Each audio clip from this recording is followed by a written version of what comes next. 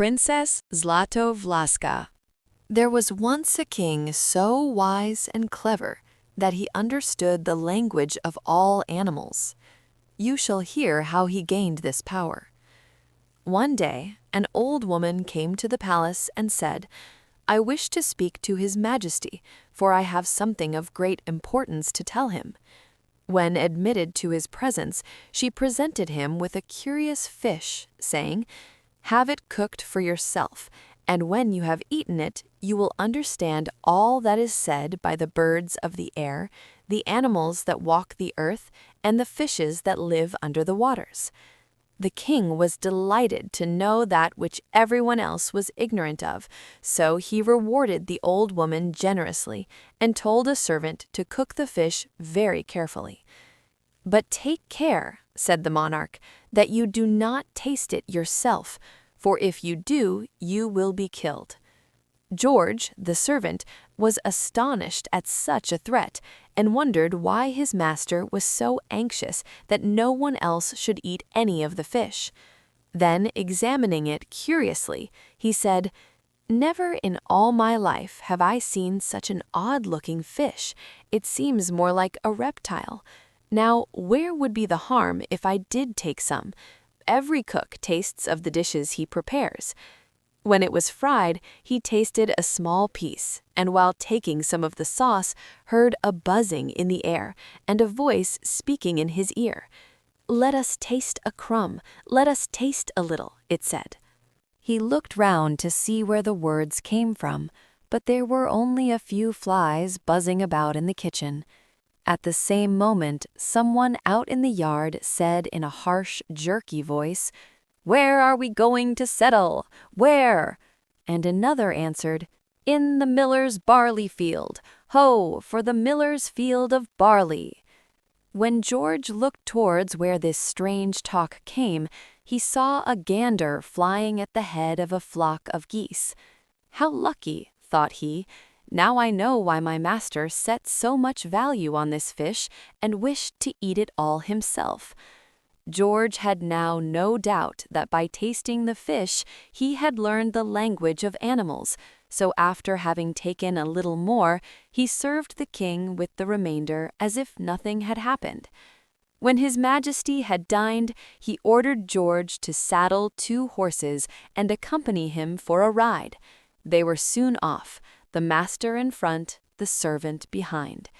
While crossing a meadow, George's horse began to prance and caper, neighing out these words, "I say, brother, I feel so light and in such good spirits today that in one single bound I could leap over those mountains yonder." "I could do the same," answered the king's horse, "but I carry a feeble old man on my back. He would fall like a log and break his skull. What does that matter to you? So much the better if he should break his head, for then, instead of being ridden by an old man, you would probably be mounted by a young one." The servant laughed a good deal upon hearing this conversation between the horses, but he took care to do so on the quiet, lest the king should hear him. At that moment, His Majesty turned around and, seeing a smile on the man's face, asked the cause of it. "Oh, nothing, Your Majesty, only some nonsense that came into my head." The king said nothing and asked no more questions, but he was suspicious and distrusted both servant and horses, so he hastened back to the palace. When there, he said to George, "Give me some wine, but mind you only pour out enough to fill the glass, for if you put in 1 drop too much so that it overflows, I shall certainly order my executioner to cut off your head." While he was speaking, 2 birds flew near the window, one chasing the other, who carried 3 golden hairs in its beak. "Give them me," said one. "You know they are mine." "Not at all. I picked them up myself." "No matter. I saw them fall while the maid with locks of gold was combing out her hair. At least, give me 2. Then you can keep the 3rd for yourself." "No, not a single one." Thereupon, one of the birds succeeded in seizing the hairs from the other bird's beak, but in the struggle he let one fall and it made a sound as if a piece of metal had struck the ground. As for George, he was completely taken off his guard, and the wine overflowed the glass. The king was furious, and feeling convinced that his servant had disobeyed him and learnt the language of animals, he said, "You scoundrel, you deserve death for having failed to do my bidding. Nevertheless, I will show you mercy upon one condition, that you bring me the maid with the golden locks, for I intend to marry her." Alas, what was to be done? Poor fellow, he was willing to do anything to save his life, even run the risk of losing it on a long journey. He therefore promised to search for the maid with the golden locks, but he knew not where or how to find her. When he had saddled and mounted his horse, he allowed it to go its own way, and it carried him to the outskirts of a dark forest, where some shepherds had left a bush burning. The sparks of fire from the bush endangered the lives of a large number of ants which had built their nest close by, and the poor little things were hurrying away in all directions, carrying their small white eggs with them. "Help us in our distress, good George," they cried in a plaintive voice. "Do not leave us to perish, together with our children whom we carry in these eggs." George immediately dismounted, cut down the bush, and put out the fire. "Thank you, brave man, and remember, when you are in trouble, you have only to call upon us, and we will help you in our turn." The young fellow went on his way far into the forest until he came to a very tall fir tree. At the top of the tree was a raven's nest, while at the foot, on the ground, lay two young ones who were calling out to their parents and saying, "Alas, father and mother, where have you gone? You have flown away, and we have to seek our food, weak and helpless as we are. Our wings are as yet without feathers. How then shall we be able to get anything to eat? Good George," said they, turning to the young man, "do not leave us to starve." Without stopping to think, the young man dismounted and with his sword slew his horse to provide food for the young birds. They thanked him heartily and said, "If ever you should be in distress, call to us and we will help you at once." After this, George was obliged to travel on foot, and he walked on for a long time, ever getting further and further into the forest. On reaching the end of it, he saw stretching before him an immense sea that seemed to mingle with the horizon. Close by stood two men disputing the possession of a large fish with golden scales that had fallen into their net. "The net belongs to me," said one, "therefore the fish must be mine." "Your net would not have been of the slightest use, for it would have been lost in the sea had I not come with my boat just in the nick of time. Well, you shall have the next haul I make. And suppose you should catch nothing. No, give me this one and keep the next haul for yourself." "I am going to put an end to your quarrel," said George, addressing them. "Sell me the fish. I will pay you well, and you can divide the money between you." Thereupon he put into their hands all the money the king had given him for the journey, without keeping a single coin for himself. The fishermen rejoiced at the good fortune which had befallen them, but George put the fish back into the water. The fish, thankful for this unexpected freedom, dived and disappeared, but returning to the surface, said, "Whenever you may need my help, you have but to call me. I shall not fail to show my gratitude." "Where are you going?" asked the fisherman. "I am in search of a wife for my old master. She is known as the maid with the golden locks, but I am at a loss where to find her." "If that be all, we can easily give you information," answered they. "She is Princess Zlato Vlaska, and daughter of the king whose crystal palace is built on that island yonder. The golden light from the princess's hair is reflected on sea and sky every morning when she combs it. If you would like to go to the island, we will take you there for nothing, in return for the clever and generous way by which you made us stop quarreling. But beware of one thing. When in the palace, do not make a mistake as to which is the princess, for there are 12 of them, but only Zlato Vlaska has hair of gold." When George reached the island, he lost no time in making his way to the palace and demanded from the king the hand of his daughter, Princess Zlato Vlaska, in marriage to the king his master. "I will grant the request with pleasure," said His Majesty, "but only on one condition, namely that you perform certain tasks which I will set you. These will be 3 in number, and must be done in 3 days, just as I order you. For the present, you had better rest and refresh yourself after your journey." On the next day, the king said, "My daughter, the maid with the golden hair, had a string of fine pearls, and the thread having broken, the pearls were scattered far and wide among the long grass of this field. Go and pick up every one of the pearls, for they must all be found." George went into the meadow, which was of great length and stretched away far out of sight. He went down on his knees and hunted between the tufts of grass and bramble from morning until noon, but not a single pearl could he find. "Ah, if I only had my good little aunts here," he cried.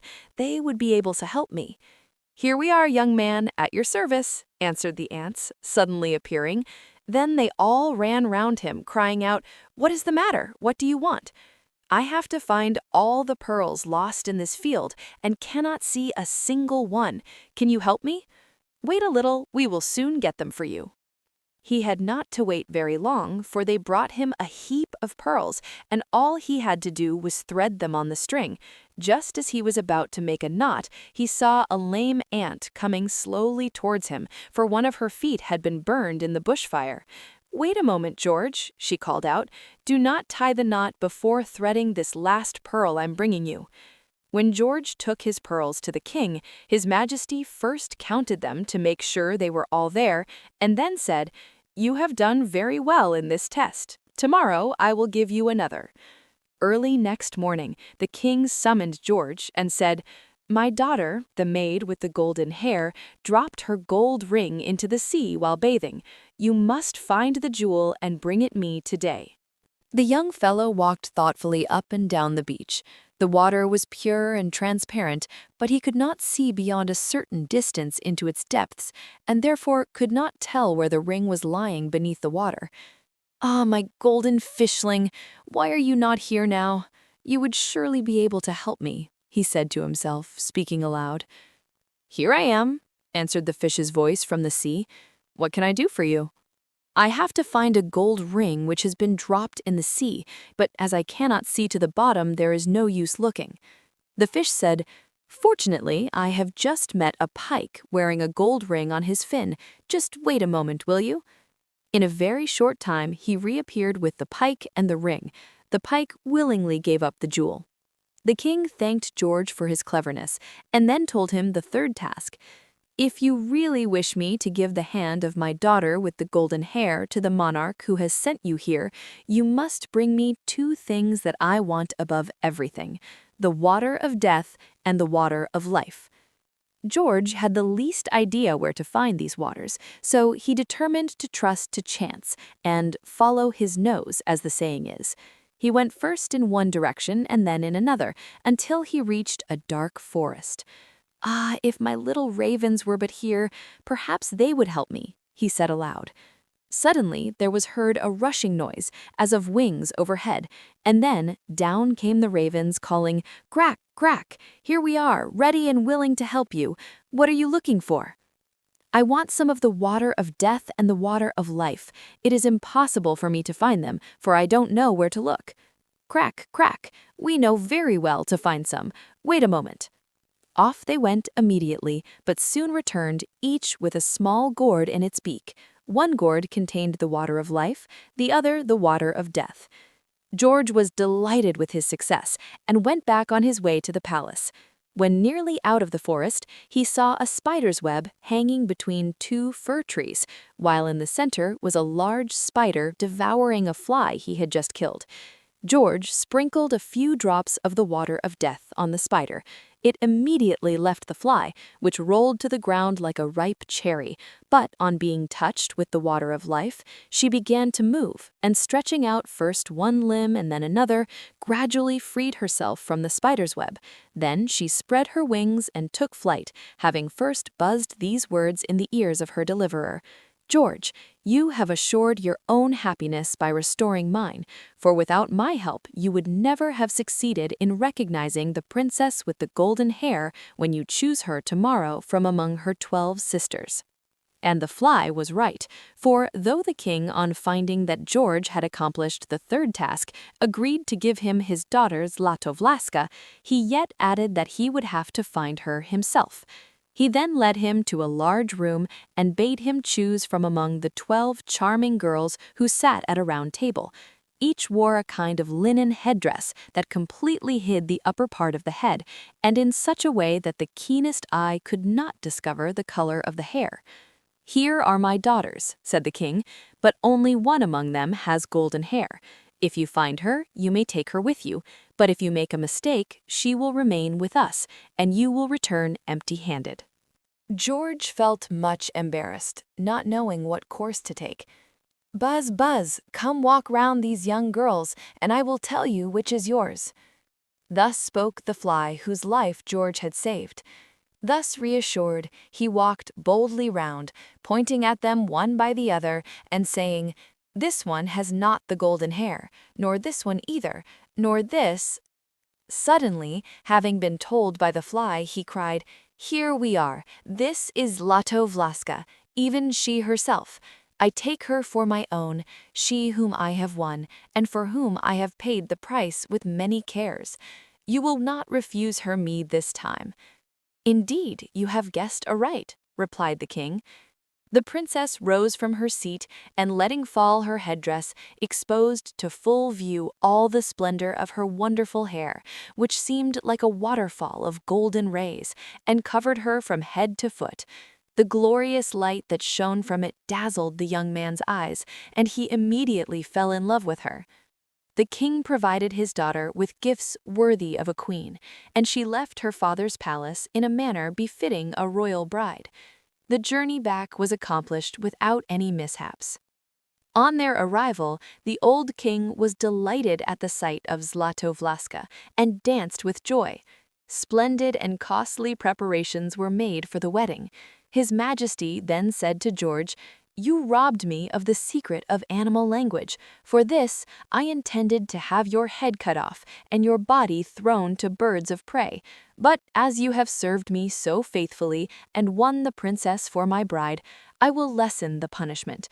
That is, although you will be executed, yet you shall be buried with all the honors worthy of a superior officer." So the sentence was carried out, cruelly and unjustly. After the execution, the princess with the golden hair begged the king to make her a present of George's body, and the monarch was so much in love that he could not refuse his intended bride anything. Zlato Vlaska, with her own hands, replaced the head on the body, and sprinkled it with the water of death. Immediately the separated parts became one again. Upon this, she poured the water of life, and George returned to life, fresh as a young roebuck, his face radiant with health and youth. "Ah, me, how well I have slept," he said, rubbing his eyes. "Yes, no one could have slept better," answered the princess, smiling, "but without me you would have slept through eternity."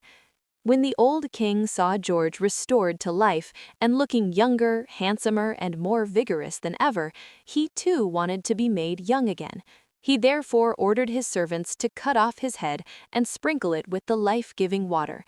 They cut it off, but he did not come to life again, although they sprinkled his body with all the water that was left. Perhaps they made some mistake in using the wrong water, for the head and body were joined, but life itself never returned, there being no life water left for that purpose. No one knew where to get any, and none understood the language of animals. So, to make a long story short, George was proclaimed king, and the princess with the golden hair, who really loved him, became his queen.